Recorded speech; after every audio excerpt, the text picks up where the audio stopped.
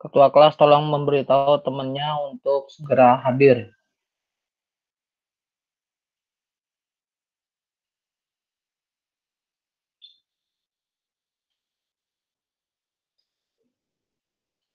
Baru 33 orang.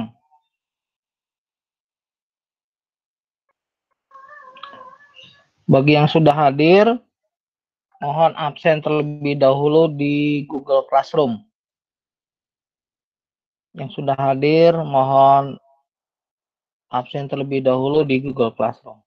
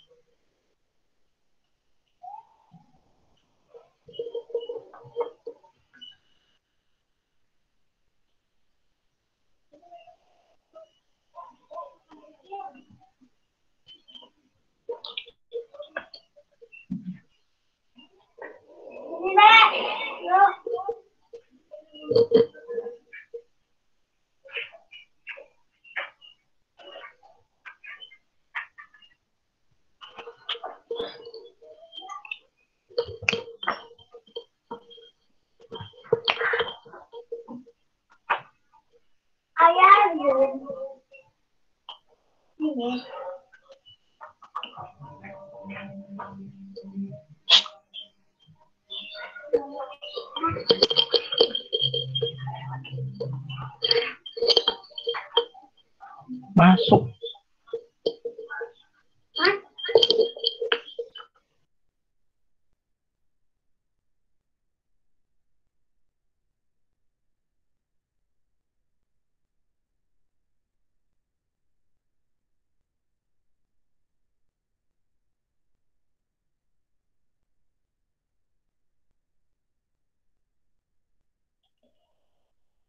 Ayo, 5 menit lagi saya tunggu. Mohon tua kelas, pengurus kelas untuk memberitahu teman-temannya.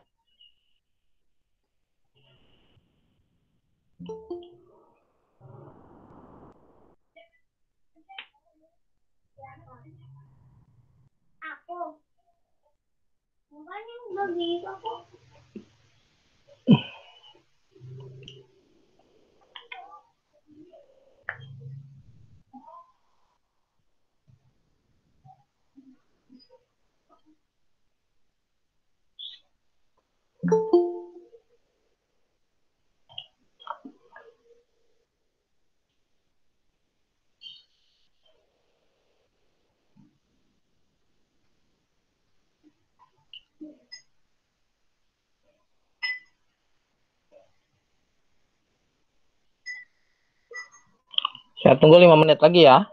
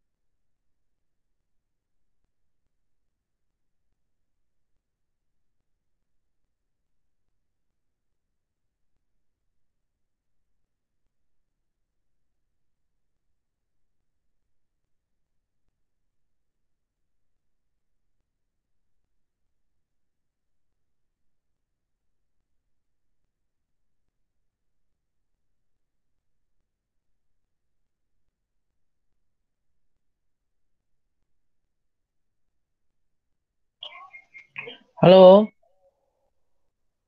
baru 50 orang nih. Tua kelas mohon untuk memberitahu teman-temannya.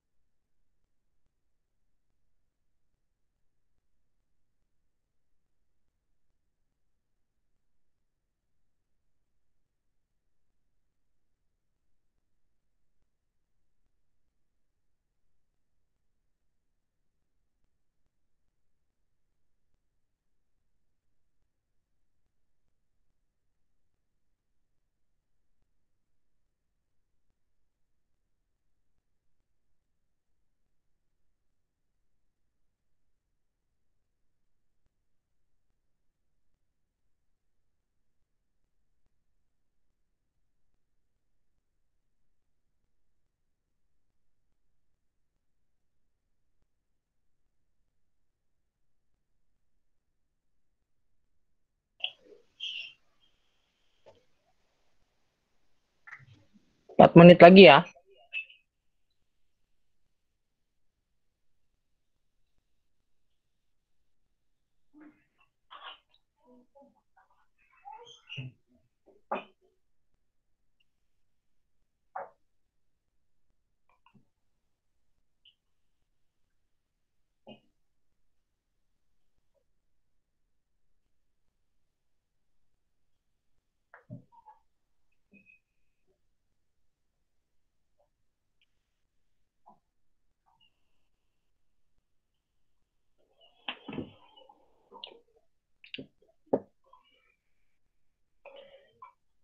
Ada ketua kelas 10 IP 1? Ada, Pak. Temannya sudah diberitahu? Udah, Pak, di grup Udah. kelas. Yuk. 10 IPS 2 ketua kelasnya ada?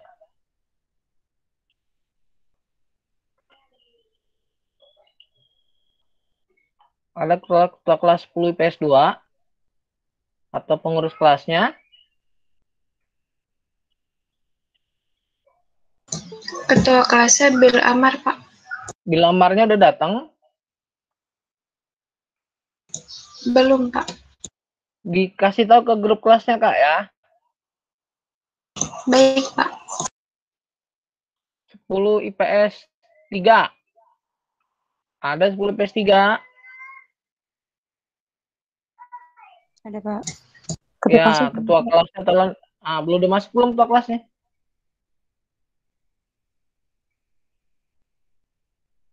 Ketua kelasnya udah masuk belum?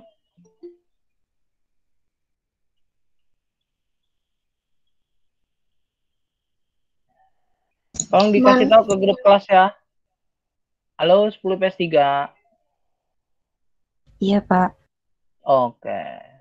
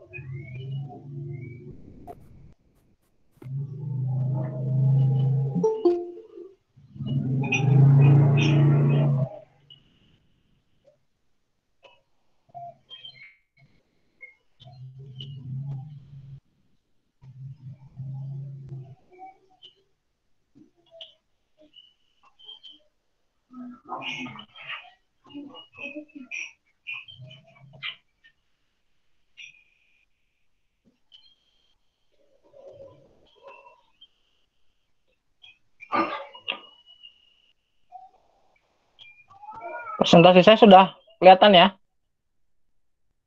Halo, coba ya. Oke.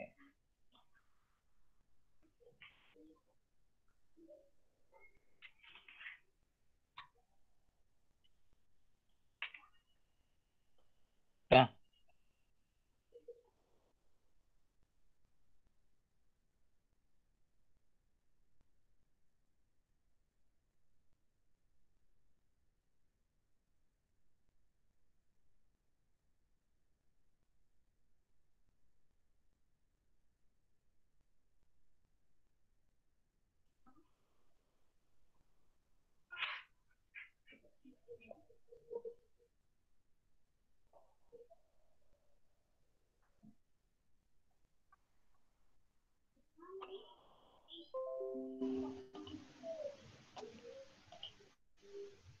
Baik, kita mulai ya.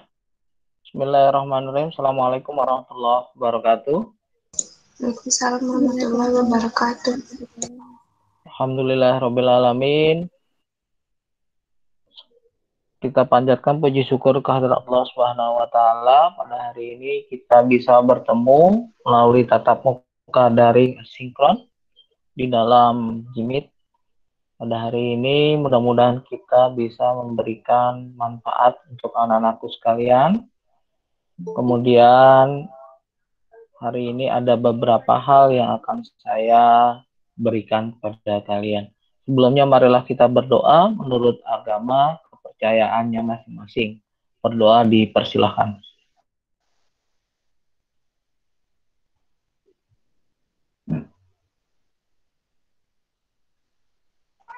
Berdoa selesai. Baik, anak-anakku sekalian, ada beberapa hal yang akan saya bicarakan pada pagi hari ini. Yang pertama adalah berkaitan dengan PTS. Ya, sebelum kita masuk materi, kita akan berbicara PTS.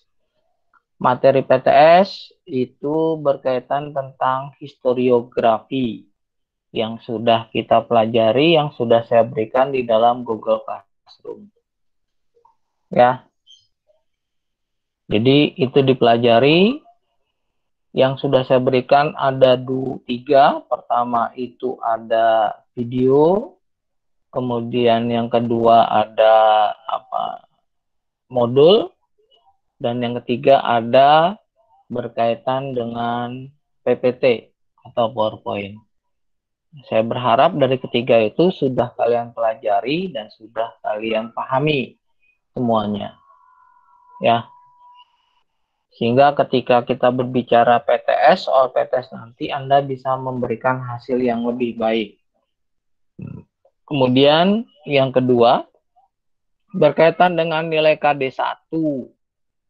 Itu masih banyak yang belum mengerjakan tugas KD1. Ya. Bagi yang belum mengerjakan tugas KD1, mohon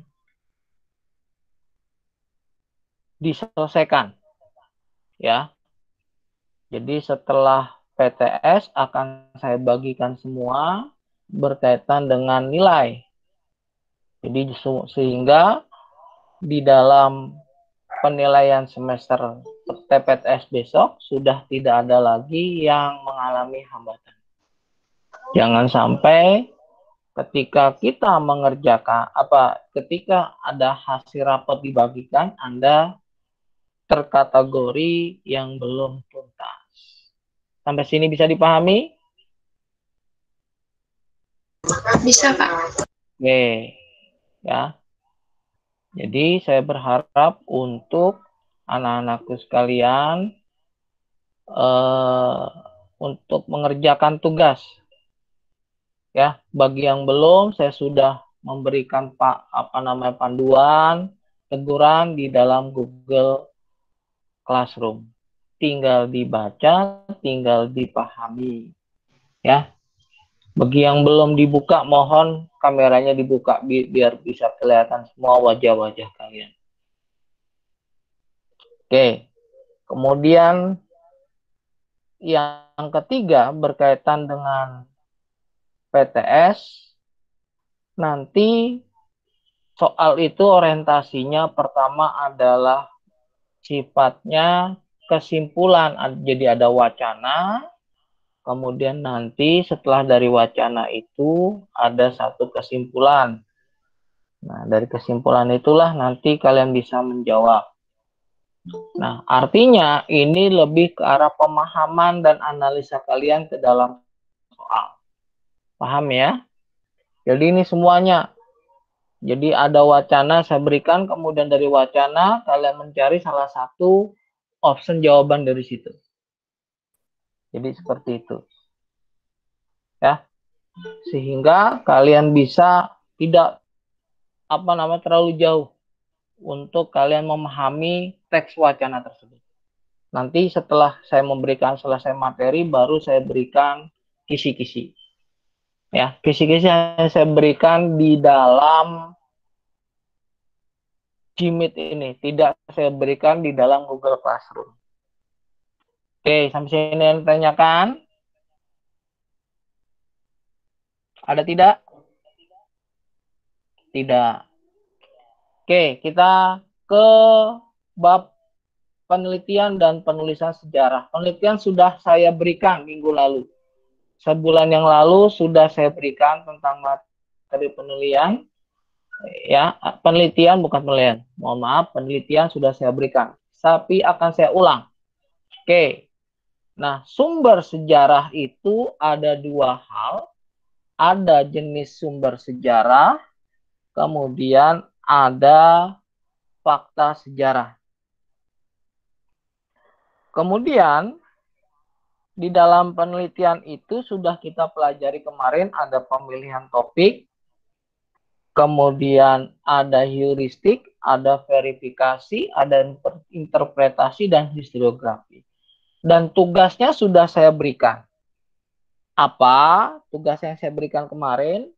Berkaitan dengan studi keluarga. Jadi kalian untuk bagaimana memahami, mengetahui sejarah keluarga kalian. Yang sudah membuat, alhamdulillah. Ya, saya bersyukur. Bagi yang belum, segera untuk dibuat. Ya, ada yang bagus, ada yang masih belum, karena ini proses, penelitian itu butuh proses. Paham ya? Yang belum segera diselesaikan. Saya tunggu. Ya. Oke. Ini berkaitan dengan penelitian tugas yang sudah saya berikan. Nah, kita lanjut ya.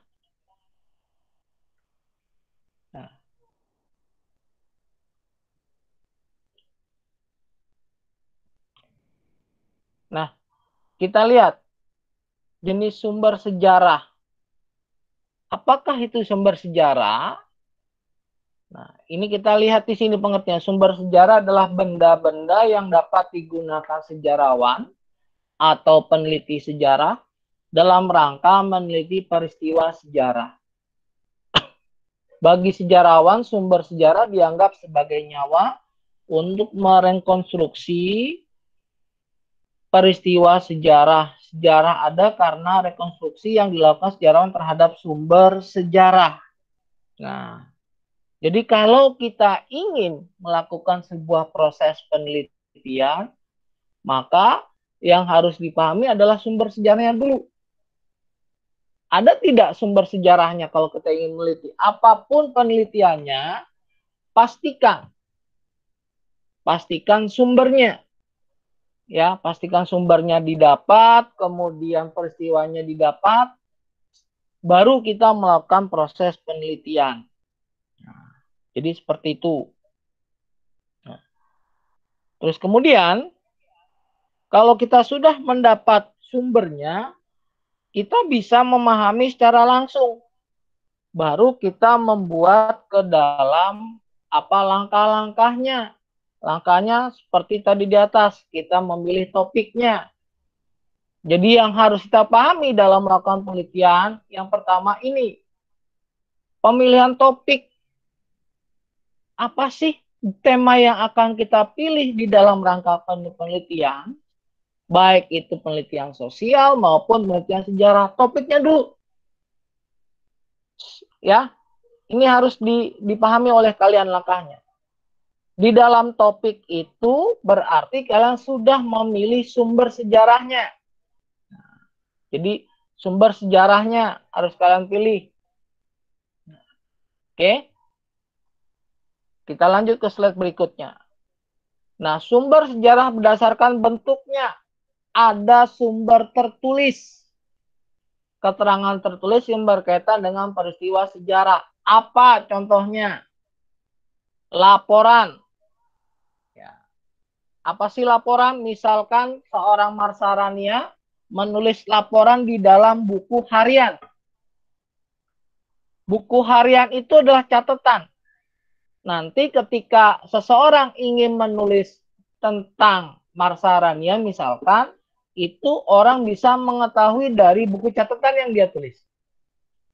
Atau sejarah keluarga yang sudah saya berikan. Catatan apa? Misalkan kalau ada ibumu suka menulis di dalam buku harian, kemudian ayahmu juga atau siapapun dari keluargamu, itu bisa menjadi satu sumber sejarah perjalanan keluarga kamu atau perjalanan dari sebuah peristiwa sejarah. Oke? Sampai sini ada yang ditanyakan. Jadi itu bertulis. Kemudian yang kedua surat.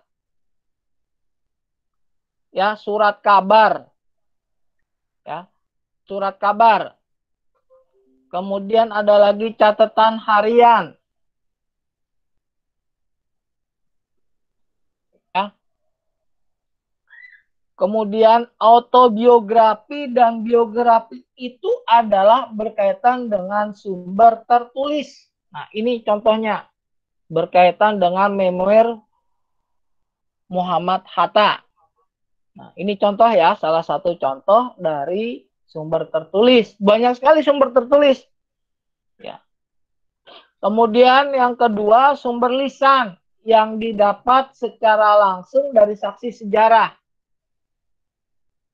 Misalkan Christian Manuel, misalkan dia melihat satu kejadian peristiwa sejarah pada tahun 1945.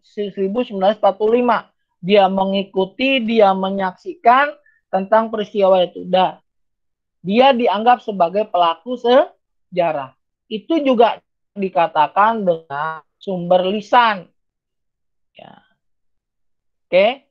Jadi itu bagian dari sumber lisan. Jadi seseorang yang melihat secara langsung, mengikuti kejadian secara langsung, itu bagian dari sumber lisan. Oke. Paham tidak nih sampai sini? Nanti kalau ada soal berkaitan sumber sejarah, ada tidak? Ingin tanyakan sampai sini? Halo? Pada bengong baik. Enggak, Pak. Enggak ada yang ditanya. Enggak ada yang ditanya. Oke.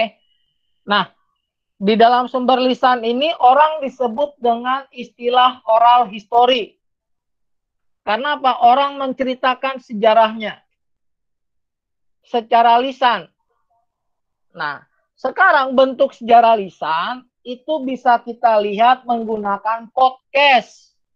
Halo, siapa yang bisa menggunakan podcast? Nanti saya akan coba membuat podcast. Pernah mencoba membuat podcast di anak-anakku sekalian? Pernah, Pak. Pernah. Nah, itu podcast ya. Nanti kita akan coba membuat podcast. Ya, podcast itu bagian dari sumber lisan sekarang. Ya, kalau zaman dulu itu sumber lisan mungkin apa melalui legenda, melalui apa namanya dongeng. Nah, sekarang kalian bisa menggunakan podcast itu sebagai sumber lisan kalian. Kemudian TikTok, siapa yang biasa TikTokan? Yang biasa TikTokan siapa? Ayo. TikTok juga bisa kita jadikan sebagai sumber sejarah lisan. Nah, ayo. Siapa yang biasa TikTokan? Pernah nggak ada yang bisa TikTokan?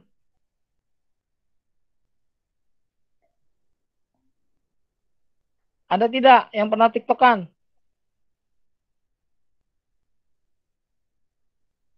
Ada di sini yang pernah TikTokan? Pasti di antara kalian ada yang pernah TikTokan.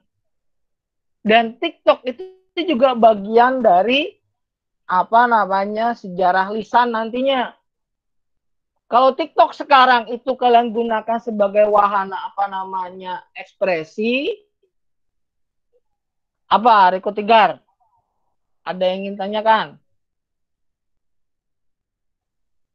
Ya, kalau TikTok itu sekarang cuma joget, tapi gunakan sekarang TikTok sebagai wadah untuk bagaimana menyampaikan. Misalkan kalau ada sebuah peristiwa, kalian sampaikan menggunakan gaya kalian. Itu bisa. Nah, itu TikTok sebagai sumber lisan, dan itu bisa dijadikan sebagai sumber sejarah. Ya, dari situ TikTok kalian bisa melanjutkan ke Instagram.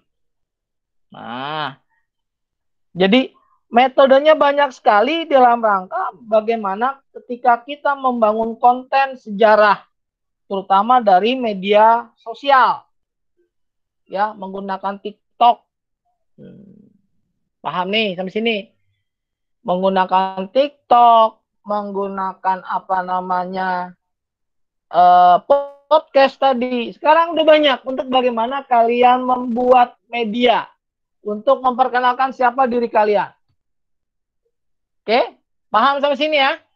Jadi gunakan media sosial untuk berinteraksi, mengenalkan siapa kalian dan siapa bagaimana kalian. Dan itu sebagai sumber penghasilan. Coba. Ada yang sudah pernah mencoba?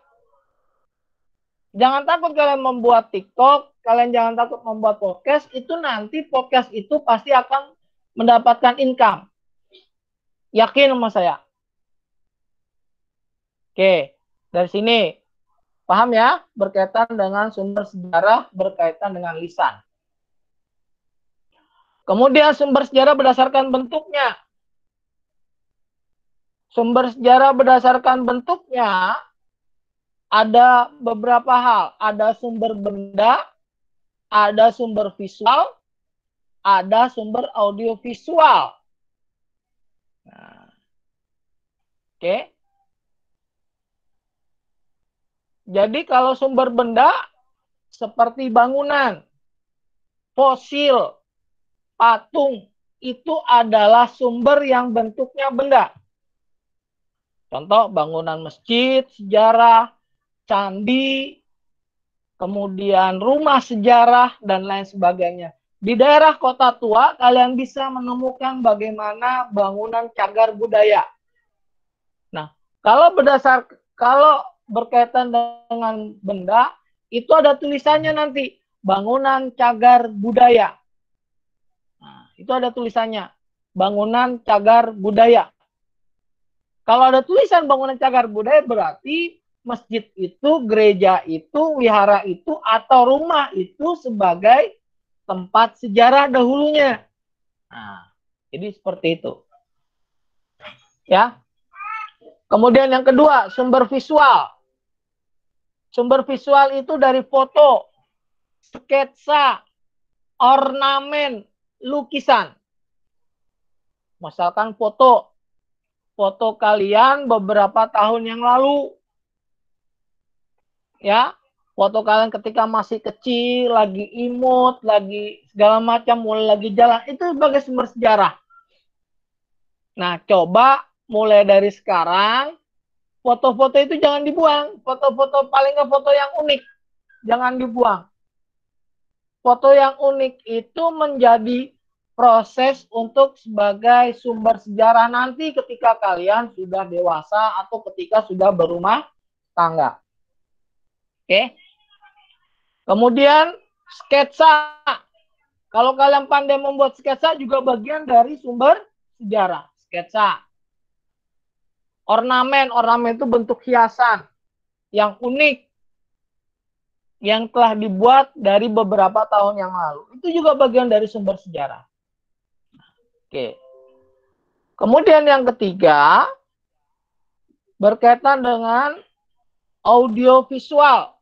Audiovisual itu adalah film dokumen sejarah. Wah, kemarin sudah saya memberikan berkaitan dengan dokumenter. Nah, kalian bisa bikin YouTube. Nah, itu juga bisa tuh jadi sumber penghasilan ya. Selain TikTok, selain podcast, YouTube. Bikin konten. Konten apa misalkan? Itu kalian pikirkan. Itu juga bisa menjadi sumber penghasilan. Ya, kalau sudah viewernya 10 1000, kemudian videonya itu bagus, ditonton berulang terus, kemudian pasti itu menjadi sumber penghasilan. Silahkan kalian buat kontennya. Nah, konten antara YouTube, podcast, dengan TikTok itu harus seimbang. Dan itu nanti menjadi bagian dari sumber sejarah. Oke, paham ya? Karena apa? Itu bagian dari dokumentasi. Misalkan Anda pergi ke Jogja, silakan kalian gunakan video itu sebagai bahan dokumentasi. Nah, oke, lanjut. Sampai sini yang tanyakan. Ada tidak yang tanyakan? Ada tidak? Nggak ada, Pak. Oke.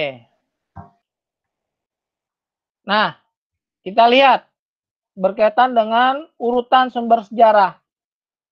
Klasifikasi sumber sejarah ada 3 hal.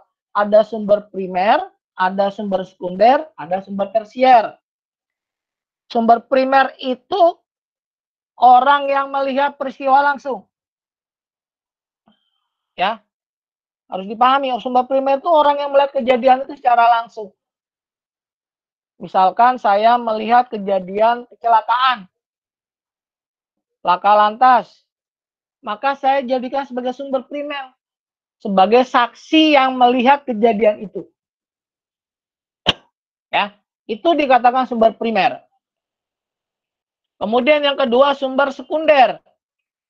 Sumber sekunder ada kesaksian seorang yang tidak terlibat langsung dalam peristiwa tersebut.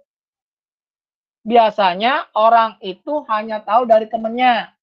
Misalkan saya kasih tahu ke Mas Rania ke temannya yang lain. Jadi ada sudah melibatkan orang kedua secara langsung. Paham sampai sini? Ya. Kemudian yang ketiga ada namanya sumber tersier. Berupa dari buku-buku sejarah. Nah, ini juga sumber tersier. Tapi dalam jenisnya sumber tersier ini juga ada beberapa orang mengatakan ini bagian dari sumber sekunder. Ya, buku, kemudian lapor penelitian itu bagian dari sumber sekunder. Kemudian kita lanjut, fakta sejarah. Fakta sejarah ada beberapa hal. Kemudian fakta sejarah itu ada fakta keras. Artinya fakta itu sudah diterima secara umum. Nah, paham nih? Misalkan kalau ada kejadian kecelakaan, orang sudah tidak lagi memperdebatkan tentang kebenaran kejadian itu. Tapi kalau masih ada yang memperdebatkan, maka itu dikatakan sebagai fakta lunak. Misalkan ada kejadian laka lantas, semua sepakat berkaitan dengan kejadian itu, peristiwa itu. Maka itu sudah dikatakan sebagai fakta keras. Tapi kalau masih ada orang memperdebatkan tentang kejadian itu, maka dikatakan fakta lunak. Kemudian ada lagi inferensi. Ada hanya ide sebagai benang merah yang menyimbangi antara fakta. Jadi kalau ada kejadian secara langsung kecelakaan, tapi orang itu tidak ada tidak ikut terlibat, itu dikatakan inferensi. Kemudian ada lagi opini. Opini adalah pendapat pribadi. Nah, ini dikatakan fakta. Jadi fakta itu ada 4, fakta keras, fakta lunak, fakta inferensi, dan opini. Kemudian berdasarkan bentuknya ada sosiofact, menggambarkan keadaan sosial, suatu zaman, dan sistem kemasyarakatan. Jadi sosiofact misalkan keadaan sosial pada saat ini, pada zaman ini, dan sistem kemasyarakatan pada zaman ini. Itu namanya sosiofact. Kemudian ada lagi mentifact. Mentifact adalah pikiran. Pikiran, sikap terhadap suatu karya. Nah, ini banyak sekali. Misalkan autobiografi, biografi. Nah, ini berkaitan dengan Mentifact itu. Kemudian artifact, benda-benda peninggalan pada masa lampau. Oke, kita lanjut.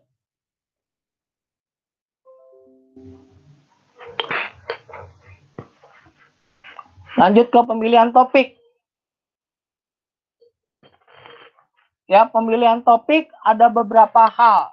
Nah, saya hanya mengulas saja. Ada manajeable topik, latar belakang. Kemudian ada mempertimbangkan kesediaan data. Kemudian ada signifikan topik. Kemudian ada lagi memiliki manfaat perkembangan.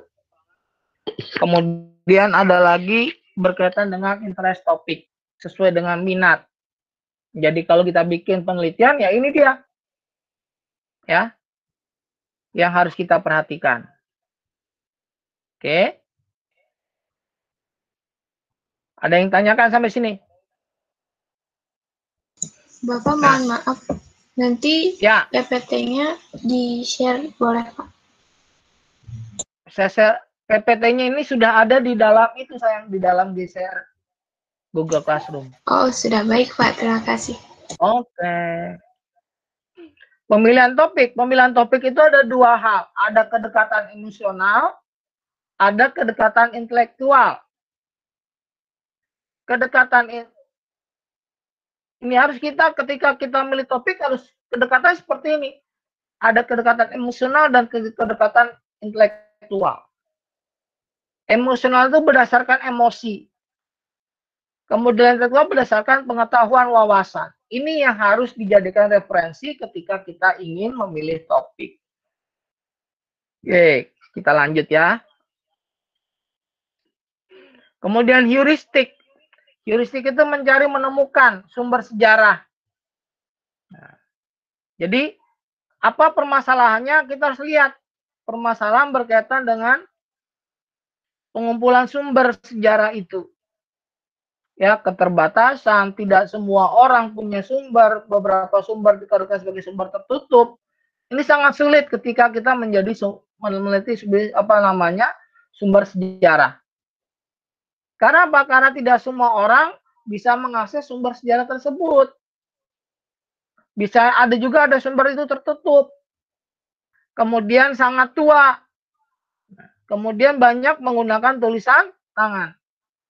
Jadi ini keterbatasannya ketika kita berupaya untuk melakukan pengumpulan sumber. Ya.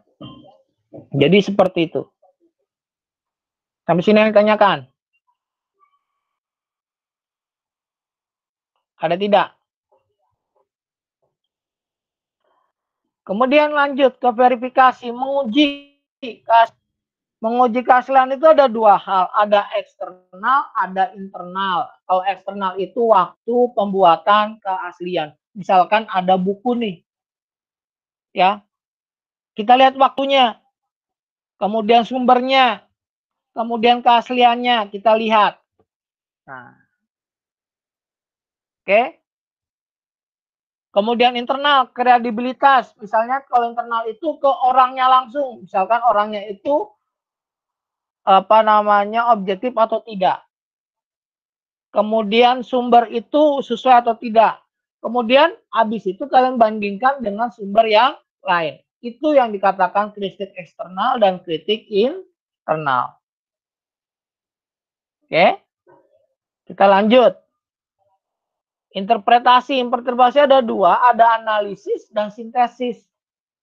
Ketika kalian membuat, maka kalian harus menjawab pertanyaan, kemudian sintesis menghubungkan, menjawab dan membuktikan. Misalkan kejadiannya tentang peristiwa 10 November. Kalian bikin pertanyaan, kemudian kalian buktikan tentang 10 November itu. Oke. Jadi ini berkaitan dengan sumber sejarah.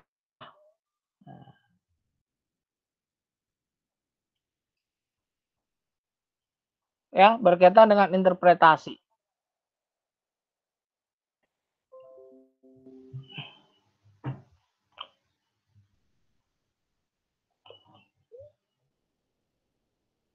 Kemudian Selanjutnya,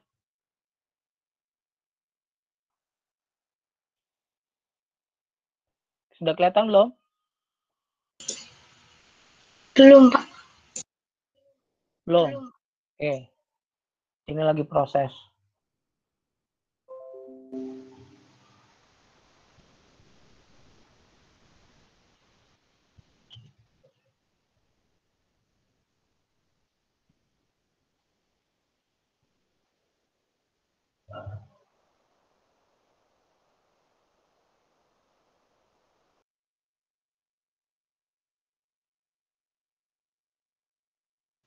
Akhir. Bentar ya, ini ada masalah. Ya, yang keempat adalah historiografi, penulisan. Jadi ini bagian dari sistematika penulisan. Pendahuluan tuh latar belakang, rumusan, tujuan, tinjauan pustaka, metode dan sumber, sistematika. Ini pendahuluan. Kalau kita ingin menulis tentang sejarah atau berkaitan dengan penelitian, sama juga metodenya seperti ini. Cuman bedanya kalau yang lain adalah menggunakan metode sosial, kalau sejarah menggunakan metode historis. Kemudian ada pembahasan, kemudian hasil penelitian. Dan ini contohnya. Misalnya kalian membuat skripsi nantinya. Nah, ya. Oke. Kita lanjut ke historiografi.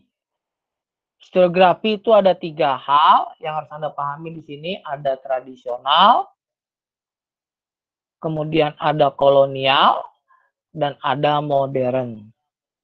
Oke, kita lanjut.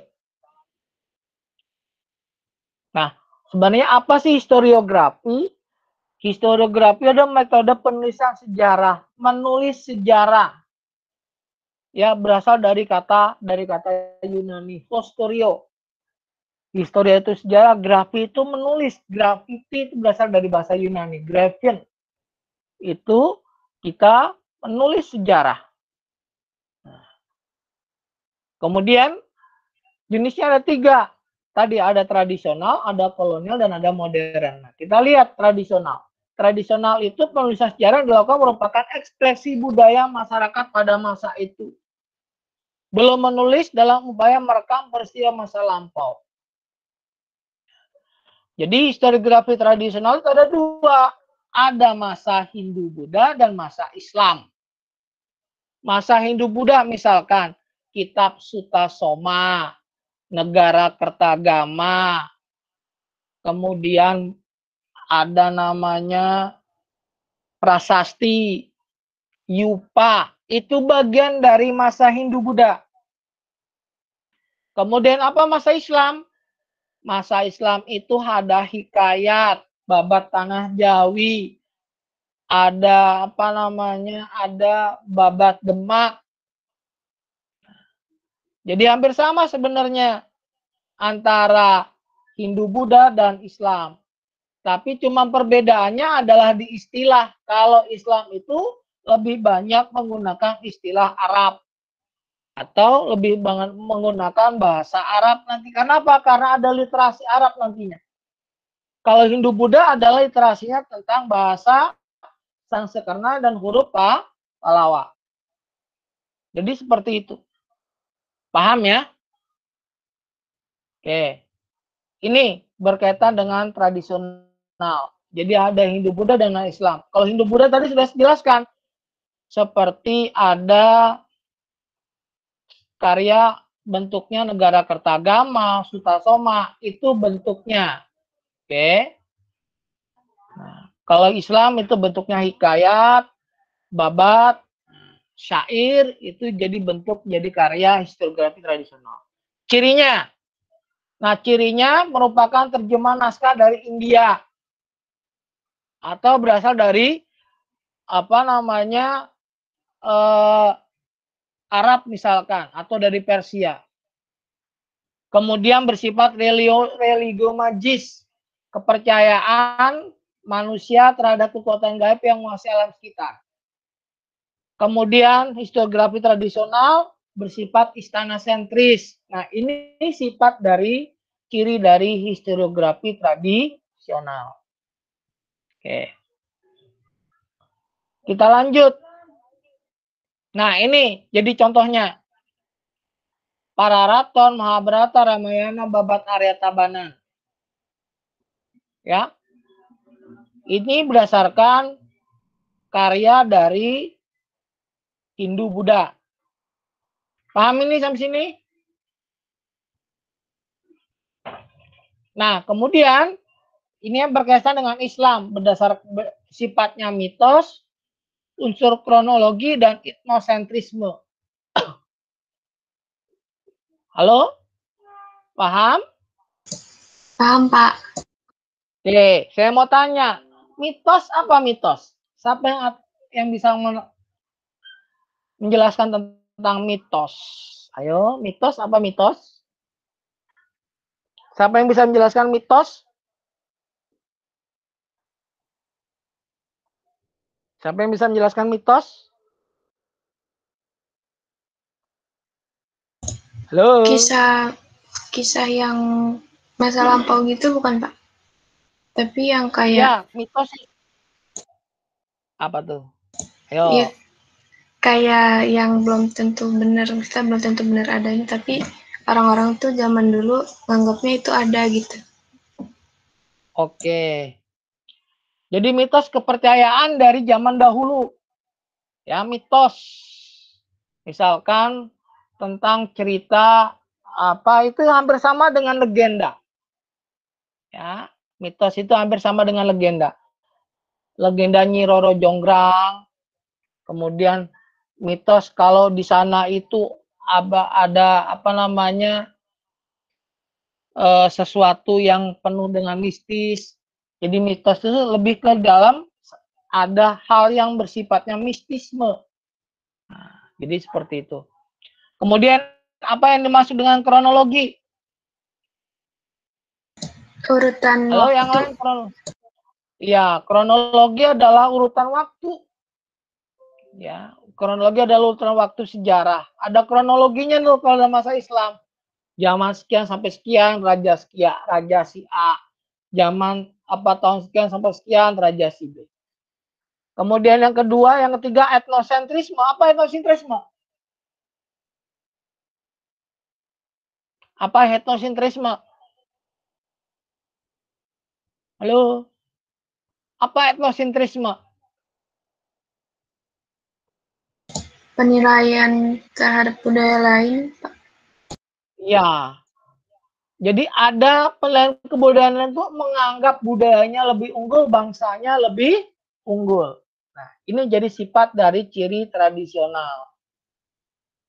Paham ya sampai sini? Oke, Paham, Pak. kita lanjut ke historiografi kolonial. Apa itu historiografi kolonial?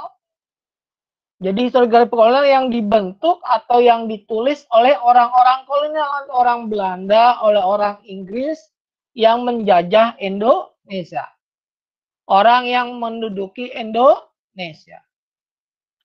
Cirinya, historiografi kolonial adalah bersifat Nederland sentris dan Eropa sentris. Ya. Kemudian bersifat mitologis juga, bersifat subjektif, mengabaikan sumber lokal, mengisahkan orang-orang besar, bersifat diskriminatif. Ini banyak sekali bukunya. Ada History of Java. Kemudian nanti kalau dia menulis tentang kolonial berkaitan dengan kolonial saja, tulisannya adalah seperti tulisannya yang mengkisahkan tentang masyarakat Aceh, itu juga sifatnya adalah kolonial. Kemudian kekuatan historiografi kolonial adalah berdasarkan fakta. Kenapa? Karena yang dibuat oleh orang kolonial. Faktanya fakta ketika pada masa Indonesia sedang diduduki oleh orang-orang asing. Kemudian sumber kolonial disimpan di Belanda sangat banyak. Kenapa? Karena Indonesia dulu diduduki oleh orang Belanda. Menggunakan teknologi penerbitan. Apa kelemahannya? Subjektivitas tinggi, kurangnya data, dan sumber lokal, sumber terbuka masih terbatas. Nggak ada berkaitan dengan kolonial, itu hanya dimiliki oleh orang-orang Belanda saja. Oke. Hanya oleh pemerintahan Belanda saja. Nah, ini contohnya. Menggunakan bahasa Belanda, Indonesia Trade and Society, Gesen van Indische, Indonesian Society in Transition. Nah, ini berkaitan dengan apa namanya, contoh historiografi tradisional, apa kolonial. Paham sampai sini? Ada yang tanyakan? Tidak ya? Ada tidak yang tanyakan? Berkaitan kolonial dan tradisional? Tolong diperhatikan, ini bagian dari PTS besok. Kemudian modern. Karya sejarah ditulis oleh penulis sejarah dengan metodologi kritis dan modern. Sifatnya Indonesia sentris, metodologis, kritik historis, sumber kolonial lokal, para pelaku luas dan beragam. Jadi ini sifatnya dan cirinya.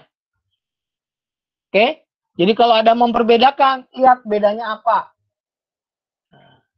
Antara modern dengan tradisional misalkan, antara kolonial dengan, ini lihat di cirinya. Paham ya? Kemudian ini contoh modern. Contohnya pemberontakan petani Banten dan banyak lagi berkaitan dengan buku-buku sumber sejarah modern. Ya, mengubah religion magis menjadi kosmologis, mengubah pandangan etnosentris, mengubah sudut pandang Eropa sentris. Kelemahannya terjadi anakronisme sejarah. Kenapa? Karena akan muncul subjektivitas baru dalam pembuatan karya sejarah itu. Nah, sampai sekarang kenapa kok karya sejarah itu masih diperdebatkan? Karena memang banyak sumber sejarah yang sudah tidak ada dan itu bagian dari interpretasi itu tadi. Jadi ketika misalkan tentang sejarah G13 PKI, sampai hari ini belum ada titik temu karena memang sumber sejarahnya itu beraneka ragam yang muncul, kemudian terjadi interpretasi. Kenapa bisa terjadi seperti itu? Karena memang tidak adanya keterbukaan pada waktu itu mengungkapkan tentang sejarah PKI misalkan. Ya. Dan yang terjadi, kalau Anda pahami sekarang banyak sekali berkaitan dengan teori keterlibatan tentang G13 PKI misalkan. Atau berkaitan dengan peristiwa yang lain. Oke? Ada yang tanyakan sampai sini? Pak, Nah, mohon maaf saya mau nanya. Oke, silakan. Anakronisme sejarah itu apa, Pak? Ya, anakronisme sejarah itu analisa sejarah itu yang kadang-kadang menjadi perdebatan. Ya, sifatnya anakronis. Jadi ketika kita membuat apa namanya tentang sejarah, tulisan sejarah pasti nanti di situ ada bantahan dari orang lain. Jadi data itu yang kita pegang pasti nanti ada sanggahan. Anakronis biasanya seperti itu. Paham tidak? Jadi ada bantahan dari orang lain. Ya, dan itu dalam ilmu sosial itu pasti terjadi anakronisme. Oke? Nah. Jadi ada hal yang subjektivitas yang bisa dibangun karena tidak semua karya sejarah atau karya yang lain yang objektif, pasti ada sifatnya subjektif. Karena dalam ilmu sosial 1 tambah 1 tidak sama dengan 2. Kalau dalam kajian sejarah atau kajian ilmu sosial yang lain, pasti ketika ada teori baru yang muncul dan teori itulah yang bisa digunakan. Ya, walaupun teori lama ada. Itulah yang dikatakan tentang teori sosial. Kalau dalam ilmu alam 1 tambah 1 sama dengan 2, itu jelas. Tapi kalau dalam ilmu sosial, ketika ada sumber baru yang valid, itulah yang digunakan di dalam sebagai proses sejarah. Dan bukunya juga ketika kita ingin lihat literasinya, kalau yang sudah orientasinya lama, itu dikatakan sebagai sumber sejarah. Dan biasanya kalau penelitian sekarang, orang tidak bisa menggunakan yang sumber yang lama, misalkan tahun 1990. Itu beberapa orang, beberapa perguruan tinggi itu sudah tidak lagi menggunakan. Dia harus menggunakan sumber yang baru. Oke, ini contoh yang lain.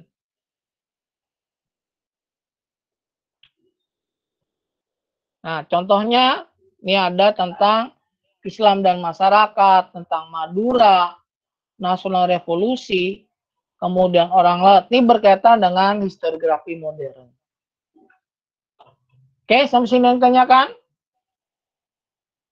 Nah, ini terakhir, orang tidak akan belajar sejarah kalau tidak ada gunanya. Kenyataan bahwa sejarah harus ditulis orang di semua peradaban dan sepanjang waktu. Sebenarnya cukup menjadi bukti bahwa sejarah itu perlu. Ini menurut sejarawan Kunto Wijoyo. Ada yang tanyakan sampai sini? Ada yang tanyakan tidak? Ada yang tanyakan tidak? Bapak, Ya. Penjelasan mengenai yang historiografi modern boleh diulang nggak? Oke, yang mana? Yang modern. Oke, modern. Modern pertama karya sejarah yang ditulis penulis sejarah dengan metode. Sudah ada metodenya. Metode kritis dan modern. Dia menggunakan metode ilmiah. Ya. Dan dia tidak lagi seperti menggunakan metode oral history. Jadi sudah menggunakan metode kritis. Misalkan kalau saya ingin menulis tentang sejarah Majapahit, maka kalau sejarah itu bisa dikritisi, ya itu bagian dari metode sejarah modern. Nah, sekarang banyak tuh tulisan metode sejarah berkaitan dengan metode kritis.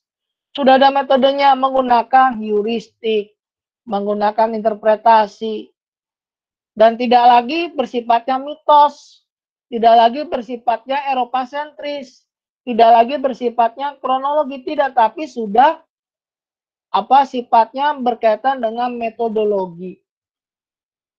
Ya. Cirinya ada Indonesia sentris misalkan. Jadi karya metode historiografi modern Indonesia sentris.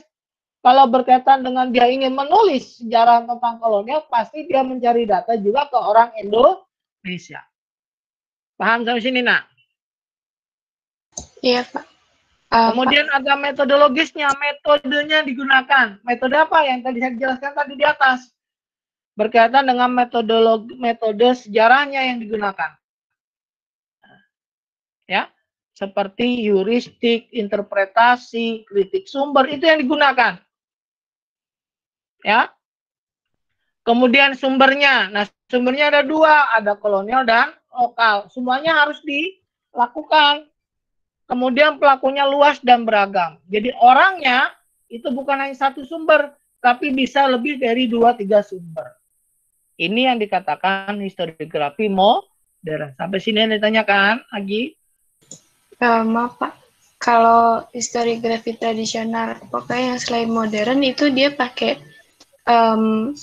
bersifat metodologis, gak pakai kayak heuristik dan lain-lain gitu juga, Pak?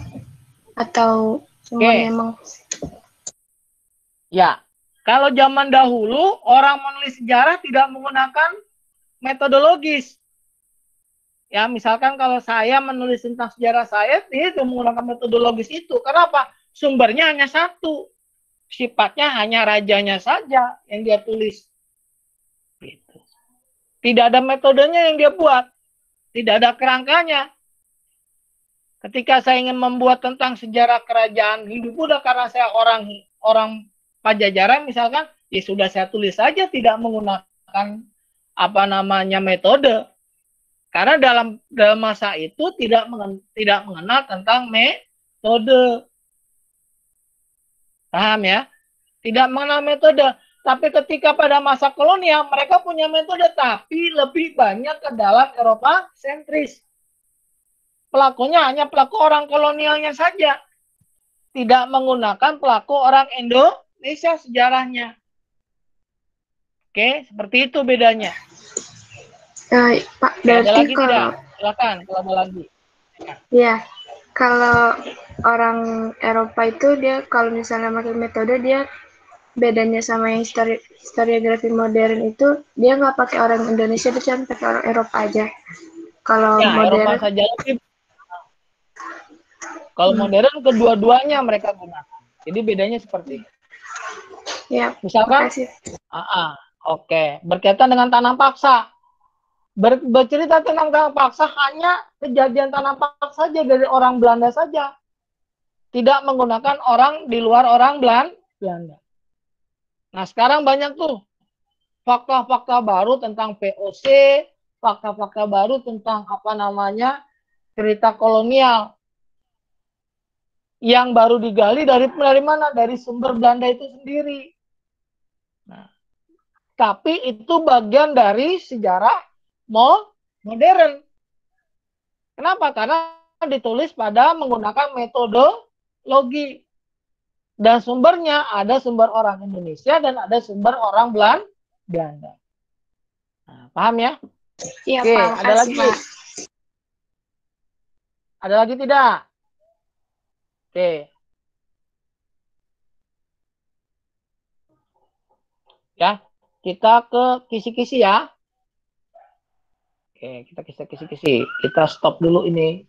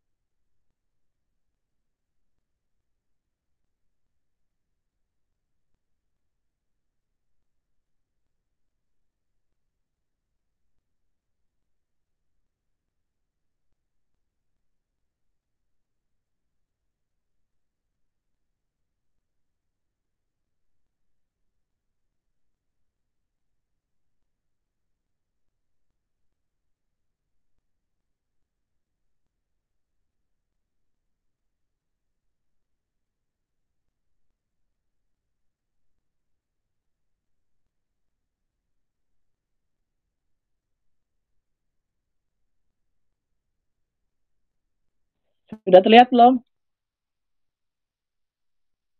Sudah. Sudah.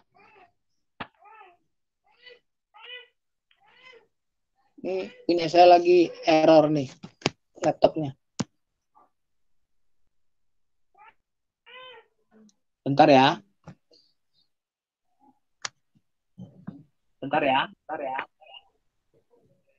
Iya, Pak.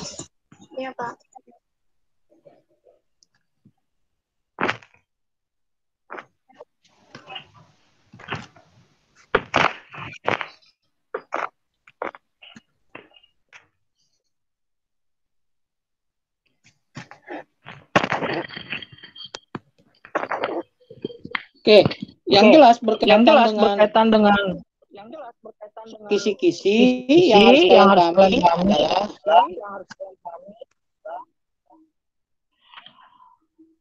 apa yang sudah saya berikan di dalam historiografi itu nanti akan keluar di dalam soal. Contoh karya ini sedang proses. Nah, yang terlihat ya, ada membedakan historiografi tradisional dengan kolonial. Nah, ini kalian berarti cirinya harus paham berkaitan dengan kolonial. Oke, saya lanjut. Mohon maaf. Ini nomor 1. Membedakan historiografi kolonial dan modern.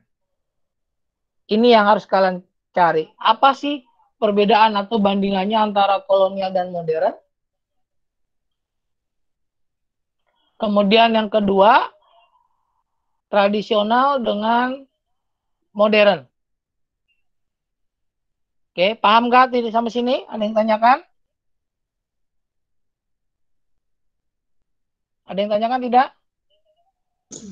Bapak, kalau Ya. perbedaan historiografi tradisional sama modern itu, kalau tradisional nggak pakai metodologi, kalau modern pakai gitu ya, Pak? Ya, betul. Nanti dilihat dari ciri-cirinya ya. Karena cirinya kan ada 2 atau 3 itu. Paham ya? Nah, Termasuk tradisional. Ya. Nomor 1, 2, 3 berkaitan dengan ciri. Ciri-ciri historiografi tradisional. Kemudian nomor 4 adalah tentang kelemahan atau kekurangan. Tadi sudah ada dijelaskan tadi, kelemahan dan kekurangannya. Oke. Nomor 5, contoh atau karya. Paham ya? Nah, kemudian nomor 6 juga ciri. Nah, ini cirinya nih. Kemudian nomor 7 karya. Ya. Nomor 8 kronologinya. Waktunya. Antara kolonial dan modern. Kolonial kapan, modernnya kapan. Itu berkaitan dengan kronologi. Kemudian ini ciri lagi. Ini lebih jelas, lebih spesifik. Ciri historiografi modern. Kemudian kolonial. Nah, ini karya nomor 11.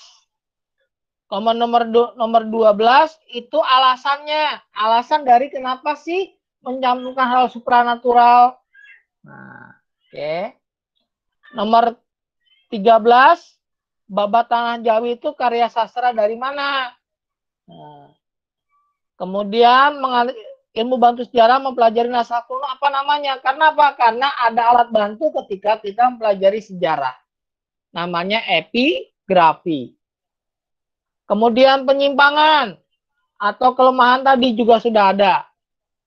Kemudian memilih yang termasuk tujuan dari pemisahan sejarah. Kemudian ada wacana. Nah, seperti saya sebutkan tadi, ini wacana.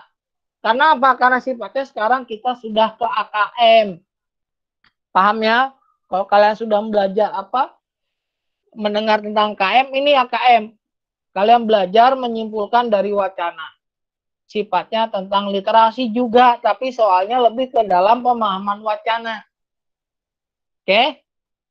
Nah, ini ide pokok yang di atas nomor 17 menyimpulkan, yang nomor 18 ide pokok. Sama seperti bahasa Indonesia. Kemudian gambar, kalian menemukan cirinya dari gambar itu. Dari ada gambar, ada keterangan. Ini sifatnya lebih banyak kecenderungan Anda berliterasi.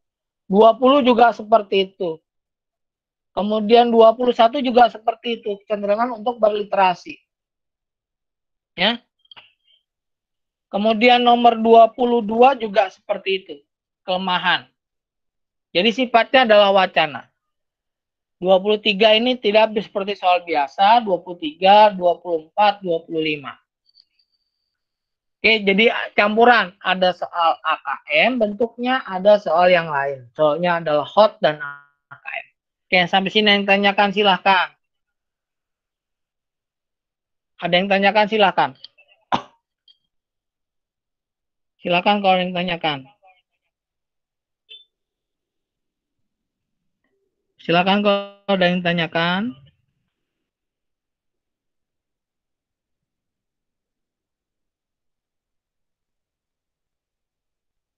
Kalau ada yang tanyakan silakan.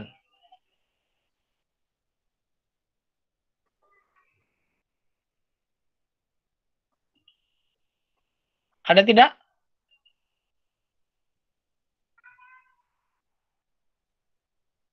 Kalau ditanyakan silakan.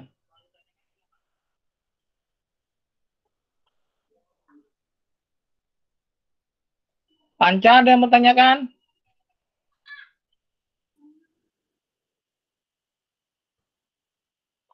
Kalau yang bertanyakan silakan. Panca sinyalnya lagi jelek, Pak. Oh, lagi sinyal jelek.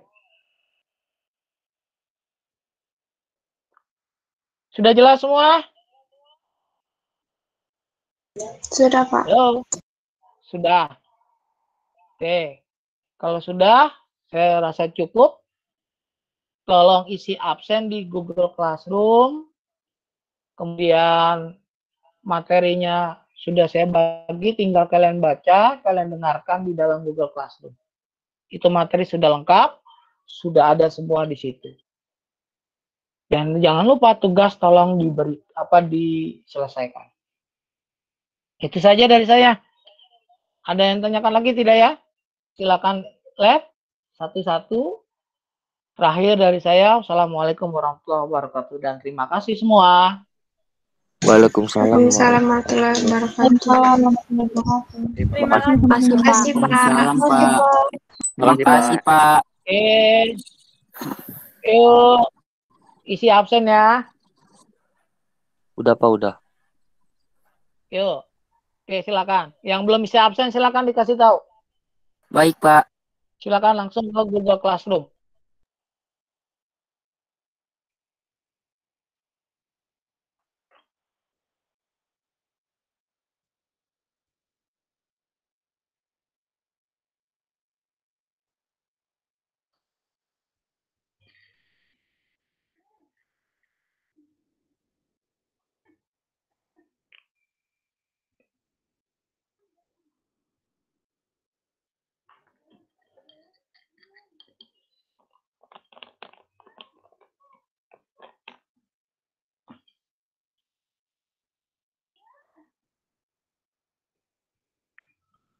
Oke, yuk. Yang lain silakan.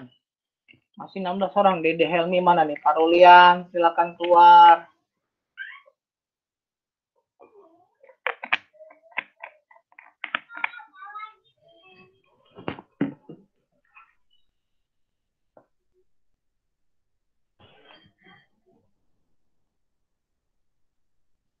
Halo, yang lain kemana nih? Silakan Felicia Putri keluar. Iya, Pak. Makasih. Assalamualaikum. Yuk, salam.